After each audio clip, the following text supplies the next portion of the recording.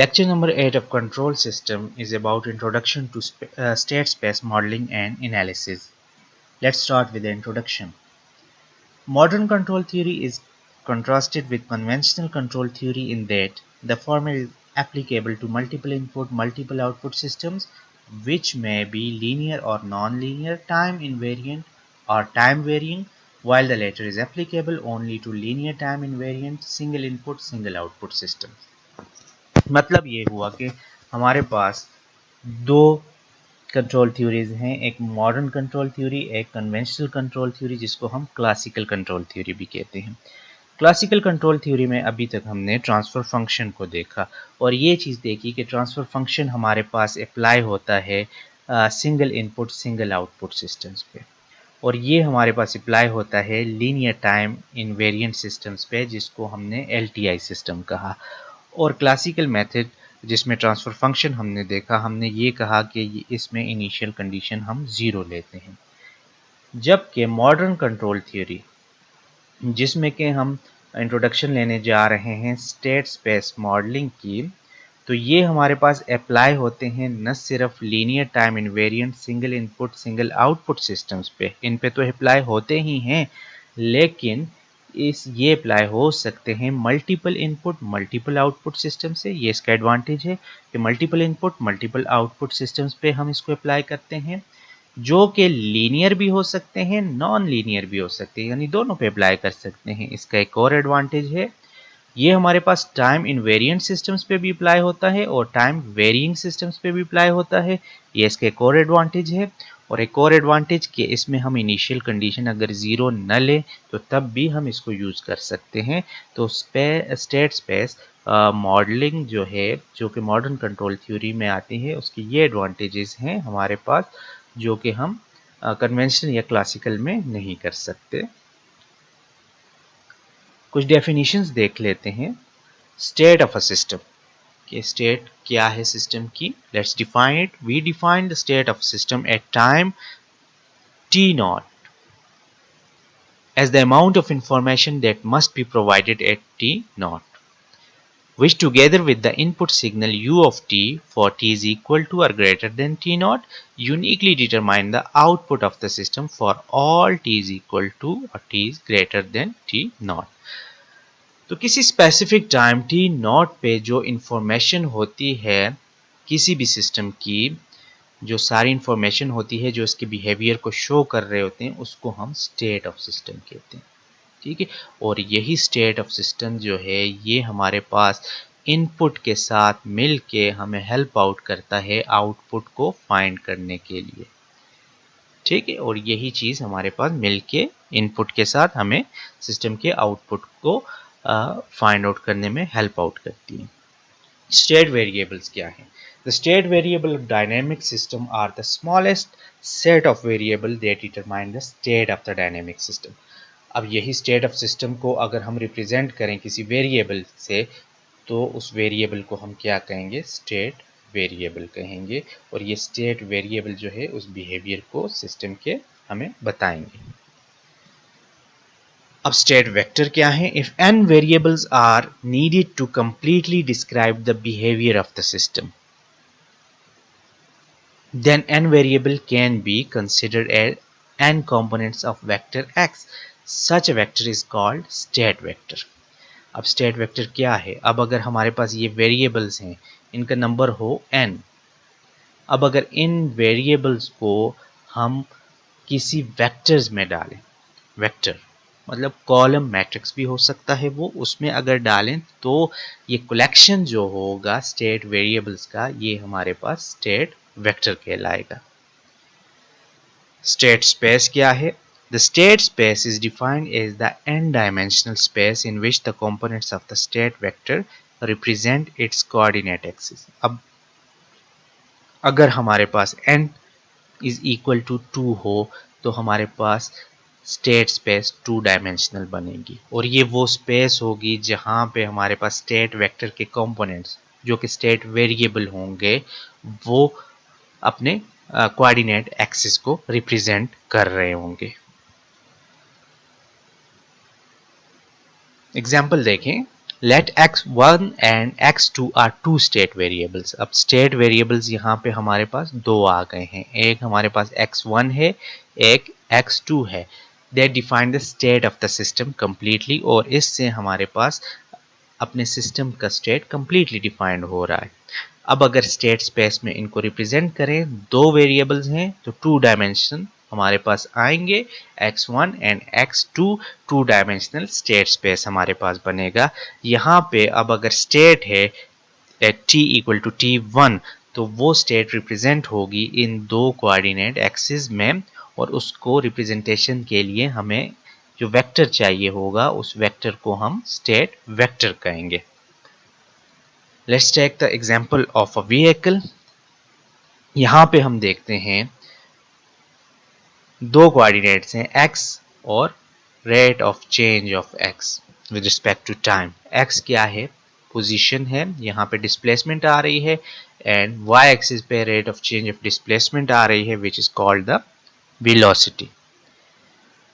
अब स्टेट है किसी व्हीकल का यहाँ पे टाइम इक्वल टू t1 पे, तो यहाँ पे इसकी रिप्रेजेंटेशन के लिए जो वेक्टर चाहिए होगा वो स्टेट वेक्टर होगा।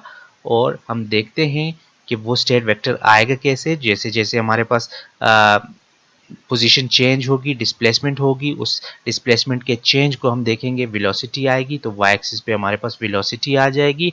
x एक्सिस पे जैसे जैसे पोजीशन चेंज होगी, ये जो डिस्प्लेसमेंट हो रही है, तो यहाँ पे x एक्सिस पे वो डिस्प्लेसमेंट आ जाएगी। और ये जब हमारे पास कोऑर्डिनेट एक्सिस पे ये दोनों चीज़ें आ जाएंगी, तो जो वेक्टर हमें चाहिए होगा इस स्टेट को रिप्रेजेंट करने के लिए, तो उसको हम स्टेट वेक्टर कहेंगे यहाँ पे। नेक्स्ट अब हम चलते हैं अपने स्टेट स्पेस इक्वेशंस को डिराइव करने की तरफ कि कैसे हमारे पास ये इक्वेशंस आएंगी। In state space analysis we are concern with three types of variable. हमें तीन वेरिएबल चाहिए होंगे स्टेट स्पेस एनालिसिस के लिए। कौन से वो वेरिएबल्स होंगे? One is the input variable, ठीक है, इनपुट वेरिएबल्स होंगे हमारे पास, और हमारे पास आउटपुट वेरिएबल्स आएंगे। जब सिस्टम को इनपुट वेरिएबल मिलेंगे तो आउटपुट हमें आएगा जो कि हम वेरिएबल्स में स्टोर करेंगे, और हमारे पास सिस्टम की रिप्रेजेंटेशन के लिए उसके इंटरनल स्टेट को डिफाइन करने के लिए स्टेट वेरिएबल्स होंगे, और यही स्टेट वेरिएबल्स जो हैं इनपुट के साथ मिलके हमें आउटपुट फाइंड करने में हेल्प आउट करते हैं। अब देखें, the dynamic system must involve elements that memorise the value of the input for t is greater than t1। तो किसी भी डायनेमिक सिस्टम के लिए हमें कुछ मेमोराइजिंग एलिमेंट्स चाहिए होंगे जो कि हमारे पास इनपुट की वैल्यूज को स्टोर करें, जो कि इंटरनल स्टेट के साथ फिर मिलेंगी और हमें आउटपुट देंगी। Since integrator is in a continuous time control system serve as memory device, the output of such integrator can be considered as the variable that define the internal state of the dynamic system। ठीक है, internal state जो variable define करेंगे, जिनको हम state variable कहते हैं, हम कहते हैं कि वो हमारे पास आउटपुट आएंगे इंटीग्रेटर के, और वो इंटीग्रेटर ऐसी डिवाइसेस हैं जो कि हमारे पास मेमोराइज करेंगी वैल्यूज़ को, इनपुट की वैल्यूज़ को, और उसके जो हमारे पास आउटपुट आएगा वो हमारे पास जो है इंटरनल स्टेट होगा हमारे डायनेमिक सिस्टम का, और वो हमारे पास स्टेट वेरिएबल्स होंगे। Thus the output of the integrator serve as state variable। बात वही है कि हमारे पास इंटीग्रेटर का जो आउटपुट आएगा वो हमारे पास स्टेट वेरिएबल्स होंगे। The number of state variables to completely define the dynamic of the system is equal to the number of integrator involved in the system। ठीक है, जितने भी इंटीग्रेटर अब सिस्टम में इन्वॉल्व होंगे इतने ही हमारे पास स्टेट वेरिएबल अपने सिस्टम के आएंगे।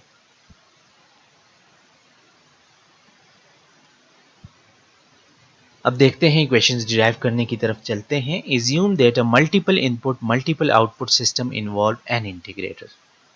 तो हमारे पास सिस्टम वेरिएबल्स कितने आएंगे इस केस में? n आएंगे, क्योंकि नंबर ऑफ इंटीग्रेटर कितने हैं? n है। Assume also that there are inputs।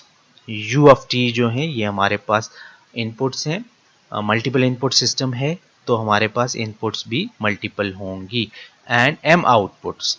ठीक है, मल्टीपल आउटपुट सिस्टम है तो आउटपुट भी मल्टीपल होंगी जो कि y ऑफ t है। ठीक है, m आउटपुट्स हैं तो m ही हमारे पास y m ऑफ t तक ही हम जाएंगे अपनी आउटपुट्स को देखने के लिए।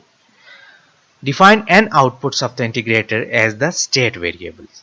ठीक है, अब जो n हमारे पास इंटीग्रेटर के आउटपुट हैं तो हमारे पास स्टेट वेरिएबल्स भी n ही होंगे, और x ऑफ t जो है ये हमारे पास स्टेट वेरिएबल्स को डिफाइन करेंगे और ये कितने होंगे, n तक हम इसमें जाएंगे।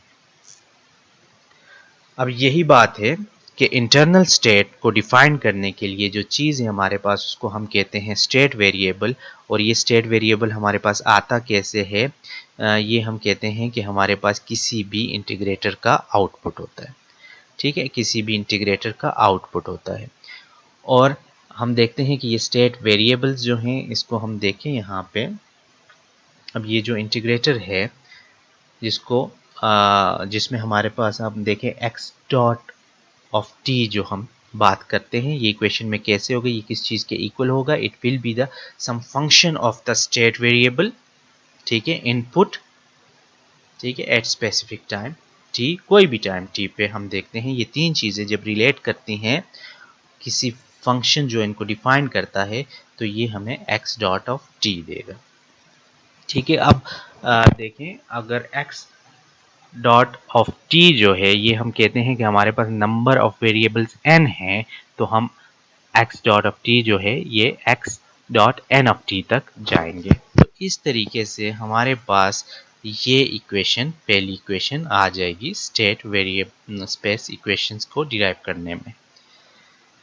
नेक्स्ट हम देखते हैं अपने आउटपुट के लिए, अगर आउटपुट है हमारे पास y ऑफ t, ठीक है, और हम कहते हैं कि मल्टीपल आउटपुट सिस्टम है ym तक जाएंगे। ठीक है, मल्टीपल आउटपुट आ रही हैं तो y ऑफ t भी हमारे पास रिलेशन होगा स्टेट वेरिएबल का, इनपुट का और टाइम का। ठीक है, ये किसी फंक्शन, किसी रिलेशन से एक दूसरे के साथ रिलेट कर रहे होंगे और हमें आउटपुट देंगे। इस तरीके से हमें एक और इक्वेशन भी हमें अपने स्टेट स्पेस की मिल जाती है, दो इक्वेशंस मिल जाती हैं। अब हमने ये बात की कि हमारे पास x ऑफ t जो है ये हमारे पास स्टेट वेक्टर है, स्टेट वेक्टर में हमारे पास स्टेट वेरिएबल्स हैं, ये स्टेट वेरिएबल्स मिलके हमारे पास ये स्टेट वेक्टर बनाते हैं, और ये जो है हमारे पास स्टेट ये इस तरह फंक्शन में रिलेट होता है। दूसरा हमारे पास इनपुट है, इनपुट में हमारे पास जितने भी इनपुट आ रहे हैं उन सब इनपुट को हम अगर कलेक्ट करें तो हमारे पास इनपुट वेक्टर बनता है। तीसरा वेक्टर हमारे पास y ऑफ t है, तो y ऑफ t में हमारे पास सारे के सारे आउटपुट वेरिएबल्स की जब हम कलेक्शन बनाते हैं तो वो हमारे पास आउटपुट वेक्टर बन जाता है। तीन वेक्टर हैं, मैट्रिक्स फॉर्म में हम इसको इस तरह लिख सकते हैं, x of t is the state vector, u of t is the input vector and y of t is the output vector। तो इस तरीके से मैट्रिक्स रिप्रेजेंटेशन में हम इसको लिख लेंगे, और हमें पता है कि ये स्टेट वेरिएबल और आउटपुट जो वेरिएबल्स हैं, आउटपुट जो है ये कैसे रिलेट हो रहा है, और ये स्टेट वेरिएबल जो इंटरनल स्टेट है वो कैसे रिलेट हो रहे हैं। अब इन्हीं इक्वेशन को हम सिंप्लीफाइड फॉर्म में लिखें तो हम देख सकते हैं कि x dot of t is equal to some function of x u and t, और इसी तरीके से आउटपुट इक्वेशन हमारे पास आ जाएगी y ऑफ t। हम देख सकते हैं कि दैट फंक्शन g एक और फंक्शन है, एक और तरीके से रिलेट हो रहा है, and that's also have the state variable, input and time. If vector function f or g involve time explicitly, then the system is called a time varying system। ठीक है, अगर आउटपुट जो है वो हमारे पास टाइम पे डिपेंडेंट है, previous या फ्यूचर टाइम पे उसमें टाइम इन्वॉल्व हो रहा है, तो वो हम कहेंगे कि ऐसे सिस्टम्स को टाइम वेरिंग सिस्टम्स कहेंगे। ठीक है, इफ अबव इक्वेशन आर लीनियराइज्ड करें इन इक्वेशंस को about the operating state, then we have the following linearized state equation and output equation। दो इक्वेशंस आ जाएंगी, एक हमारे पास स्टेट इक्वेशन ये आ गई, आउटपुट इक्वेशन हमारे पास ये आ गई, लीनियराइज्ड फॉर्म में लिखा हमने कहा x dot of t is equal to A t x t plus B t u t. ठीक है, ये हमारे पास स्टेट इक्वेशन, और आउटपुट इक्वेशन हमारे पास y of t is equal to C of t into x of t plus G of t into u of t, इस तरीके से आ गई हमारे पास। अब हम देखते हैं कि ये सारे हमारे पास मैट्रिक्स होते हैं। ठीक है, मैट्रिक्स फॉर्म में हम इसको लिखते हैं। ये हमारे पास स्टेट वेक्टर जो है मैट्रिक्स है, ए मैट्रिक्स होगा, बी भी मैट्रिक्स है, सी भी है, डी भी है। इसमें से जो कॉलम मैट्रिक्स है उनको हम वेक्टर भी कहते हैं। अब देखें हम कि इन इक्वेशन में ये एक दूसरे के साथ इनका रिलेशनशिप कैसे बन रहा है। ए को देखें, ये सिर्फ और सिर्फ इंटरनल स्टेट के साथ है, तो ये इंटरनल स्टेट के साथ ही रिलेशनशिप बताएगा। A matrix is only relate with the internal state of the system, तो ये सिर्फ और सिर्फ ये रिलेशनशिप है इंटरनल स्टेट का। ये मैट्रिक्स होगा ए, और ये मैट्रिक्स जो है सिर्फ और सिर्फ डिफाइन करेगा सिस्टम के इंटरनल स्टेट को। अब बी को हम देखें, बी हमारे पास जो रिलेशनशिप बता रहा है इनपुट का और स्टेट वेरिएबल्स का। ठीक है, इंटरनल स्टेट और इनपुट जो है इनके दरमियान जो मैट्रिक्स हमें रिलेशनशिप बताएगी उसको हम बी कहेंगे। आउटपुट इक्वेशन में जाते हैं, यहाँ पे हमें दो मैट्रिक्स और नजर आते हैं, एक सी है और एक डी है। सी को अगर हम देखें, ये इंटरनल स्टेट और आउटपुट के दरमियान रिलेशनशिप है। ठीक है, इंटरनल स्टेट और आउटपुट के दरमियान जो मैट्रिक्स हमें रिलेशनशिप बताएगी उसको हम सी कहेंगे। और डी मैट्रिक्स जो है ये हमारे पास इनपुट और आउटपुट का डायरेक्ट रिलेशन है। यहाँ पे आप देखें, ये एक डायरेक्ट रिलेशन बन रहा है इनपुट और आउटपुट का। मोस्ट ऑफ द केसेस में आप देखोगे कि आपके पास ये डायरेक्ट रिलेशनशिप इनपुट और आउटपुट का नहीं होगा, बल्कि ये इंटरनल स्टेट के साथ से हो के गुजरेगा। तो मोस्ट केसेस में ये रिलेशनशिप आपको नज़र अगर नहीं आ रहा होगा तो डी मैट्रिक्स को हम इसमें 0 लेते हैं। ठीक है, तो इस तरीके से ये मैट्रिक्स जो है ये इन रिलेशनशिप्स को डिफाइन करते हैं। If vector function f and g do not involve time explicitly, then the system is called time invariant system. ठीक है, अगर टाइम पे डिपेंडेंट नहीं होते तो हम कहेंगे कि ये सिस्टम्स हमारे पास टाइम इनवेरिएंट सिस्टम है, और उनको भी स्टेट स्पेस मॉडलिंग से हम ऐसे भी सिस्टम्स को हम सॉल्व कर सकते हैं। तो उनके लिए हमारे पास इक्वेशंस बन जाएंगी।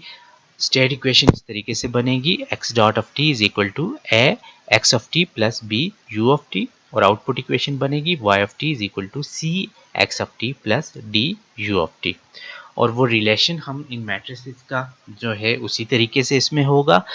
मैट्रिक्स ए जो है ये सिर्फ और सिर्फ इंटरनल स्टेट के साथ ही इसका रिलेशनशिप आ रहा है इस मैट्रिक्स का। ठीक है, मैट्रिक्स बी जो है ये हमारे पास इनपुट और इंटरनल स्टेट के दरमियान जो रिलेशनशिप है वो बता रही है। मैट्रिक्स सी जो है, matrix C will be the relationship between state variable and output.